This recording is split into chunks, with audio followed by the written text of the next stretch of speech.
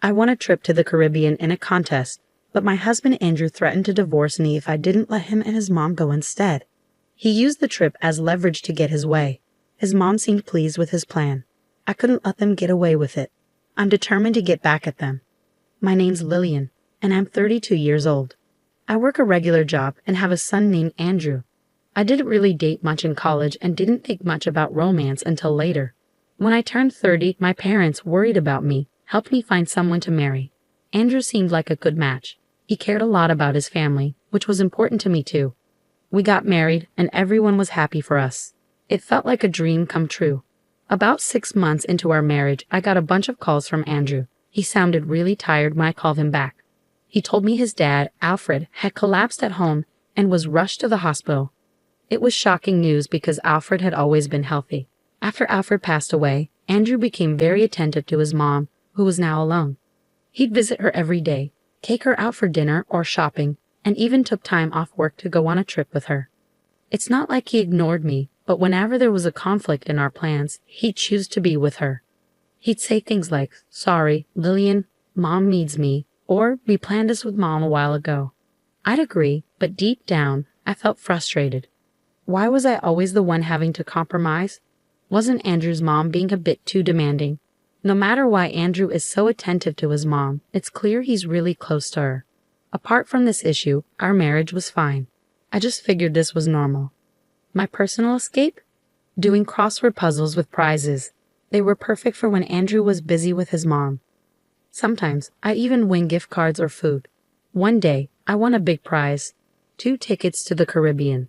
I was so excited, I checked the win multiple times. But before contacting the airline, I had to decide who to take. My first thought was Andrew, but I hesitated. He often traveled with his mom, and I didn't want her to come along if I suggested we go together. After thinking it over, I decided to give the trip to my parents. On my way home, I stopped by my parents' place to share the exciting news. "Mom, guess what? I won tickets to the Caribbean," I exclaimed. Mom's eyes widened with delight. "Wow, that's fantastic. You and Andrew must be thrilled." I hesitated for a moment before replying, "Actually, I want you and Dad to have them." Mom was taken aback. "For us? Are you sure?" she asked, pleasantly surprised. "Absolutely. Andrew travels a lot already. I want you two to enjoy this opportunity," I explained. Mom was beaming with joy, but Dad seemed worried. "Dad looks concerned," I noticed. "Well, I have work, dear.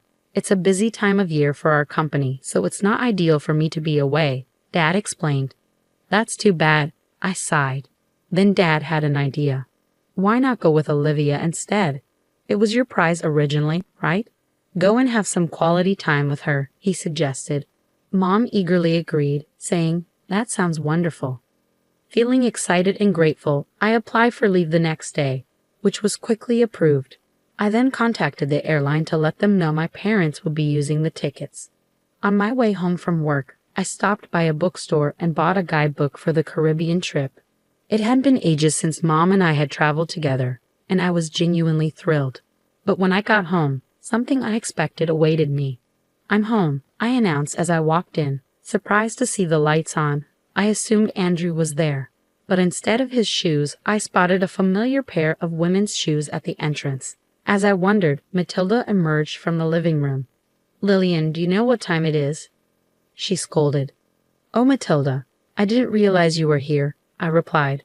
"It's not just about me being here. It's late and Andrew will be back soon," she continued. "I'm sorry, I'll make dinner right away," I apologized. But Matilda didn't stop there. She criticized me for not making the bed and questioned if I took my role as a daughter-in-law seriously. Matilda sighed, blaming my working for the situation. According to her, I should prioritize home over work. She had a key to our place and often dropped by unexpectedly since she lived nearby. Matilda held old-fashioned beliefs about a daughter-in-law's role, expecting me to serve Andrew and the family without question. Her constant criticism made it hard for me to warm up to her. As I unpacked and began making dinner, Matilda suddenly exclaimed, "Wait, what's this, Lillian? Are you planning a trip to the Caribbean?" She had found the guidebook I had just bought. "Matilda, why are you going through my stuff?" I asked, annoyed. That's not the point. Why are you going to the Caribbean? She demanded. I won a trip in a contest. I was going to give it to Mom, I explained. I haven't heard anything about this. Why should I? Matilda snapped back. Our argument was interrupted by Andrew's arrival. Matilda quickly told him what she found, pointing at me accusingly. Andrew, listen. Lillian's being thoughtless. Did she do something wrong? She asked. Andrew turned to me, his expression stern. What's going on? He demanded. I won the trip and wanted to give it to my parents. But since Dad can't go, you're going with Mom. I replied calmly. Why didn't you talk to me about this? It's my prize, Andrew said, looking frustrated. What's the big deal? You always travel with Matilda, I retorted. It's not the same. Mom and I only go on trips within the country. We haven't been abroad in years. How could you decide this without talking to me? Andrew slammed his hand on the table, cutting me off. You're getting too bold for a daughter-in-law. Mom and I are going. You stay home. Mommy, I couldn't hide my disdain at Andrew's childish word choice. Wait a minute. This trip, you've had enough. If you're not happy, let's talk about divorce. Divorce? I couldn't believe what I was hearing. Threatening divorce over something like this seemed absurd to me. Fuming, I shot back. I won this trip fair and square. I've already decided to give it to my own mom. Can't you just pick up on the signals for once? Mom wants to go. When does it end with putting Matilda first? You never think about how I feel. I don't care how you feel. Like I said, this trip is for me and Mommy. Stay home and behave. Andrew insisted coldly. My affection for Andrew was quickly fading. It was clear I ranked lower than Matilda in his eyes. I couldn't keep dealing with their ridiculous dynamic, so I calmly told Andrew, fine, do what you want and enjoy your trip. You should have listened in the first place. Do what you want, Andrew replied dismissively, a far cry from the caring Andrew I once knew. Meanwhile, Matilda looked smug and victorious. I decided to leave the house while they were away on their trip. I resolved to let Andrew and Matilda have their vacation this time. The next day, I called the airline to change the names on the tickets to Andrew and his mom. But the operator sounded worried as they told me, I'm sorry, but once the participants are confirmed, we can't change them. Is that so? I asked, feeling disappointed. Yes. Plus, this ticket requires the actual winner to be one of the travelers. So if it's your husband and mother-in-law, the ticket won't work, the operator explained. So, if I don't go, the ticket is useless, I clarified. Exactly. Please check the documents we sent you. They mention this condition, they advised. After reviewing the documents, I found out that only the winner could use the ticket, and it couldn't be transferred. I explained this to the operator and decided not to go on the trip without telling Andrew and Matilda. Instead, I made plans to let them travel at their own expense. That evening, when I got back from work, I casually brought up the Caribbean trip to Andrew. Hey, about the trip. I started. Yeah? Did you talk to the airline? Are Mommy and I all set to go? Andrew asked eagerly. I did call them. Here are the winning documents and the tickets. I only need the tickets. I won't bother reading the documents, I replied. But there might be important details in there, especially since it's an international trip, Andrew suggested. I don't think I need to. Mommy and I have got it covered. We're efficient, unlike you, I retorted. Fine, whatever. I'll leave them here just in case, Andrew said, sounding annoyed. As I expected, Andrew didn't bother to read the documents. On the day of the trip, after making sure Andrew had left, I packed my bags and went to my parents' house. While unpacking, as I anticipated, I got a call from Andrew. As soon as I picked up, he started shouting. Hey, what's going on? They're saying the ticket can't be used, he exclaimed. That's right.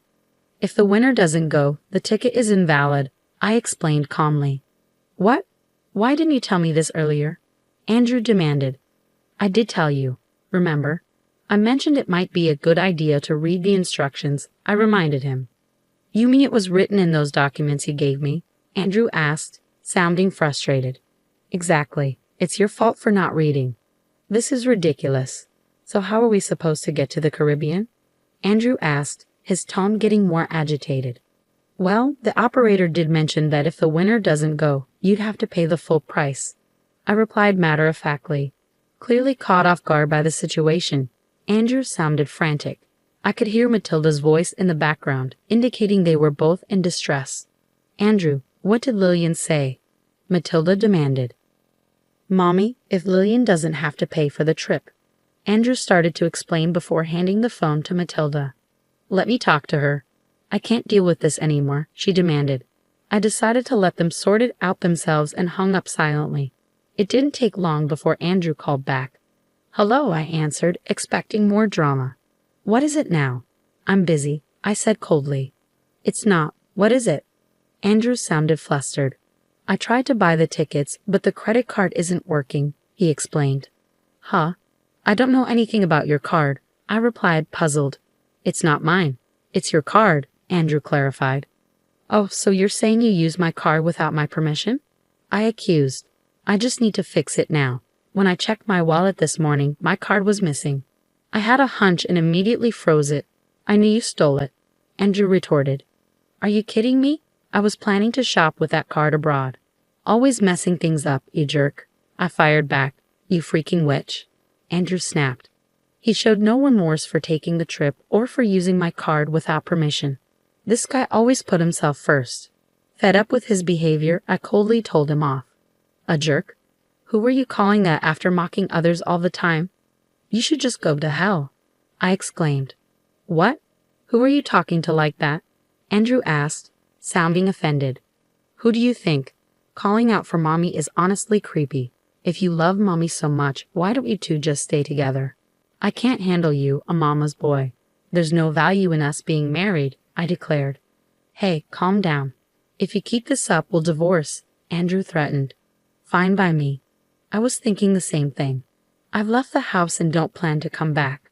Enjoy your time abroad with your beloved Mommy. Hope you both drown in the Caribbean." I shot back before hanging up, feeling both angry and relieved. Furious, I ended the calls and blocked Andrew and his mother. Then I went to a law firm my dad suggested and started the process of ending my marriage. When I looked at our savings to divide our assets, I saw that our joint account was empty. Andrew had taken out money multiple times, all around the time he went on a trip with his mom. It was clear he used the money for their travels. And he also used my credit card without asking. I demanded a big payment from him. As a result, he ended up owing money and was being chased by creditors. His mom, who used to get whatever she wanted, now had a strained relationship with Andrew, arguing with him every time they saw each other. It's funny how things turned out considering how spoiled he used to be. Meanwhile, I decided to stay with my parents for a while. I've caused them worry, so I want to make it up to them by living with them and taking care of them. Honestly, I'm done with marriage.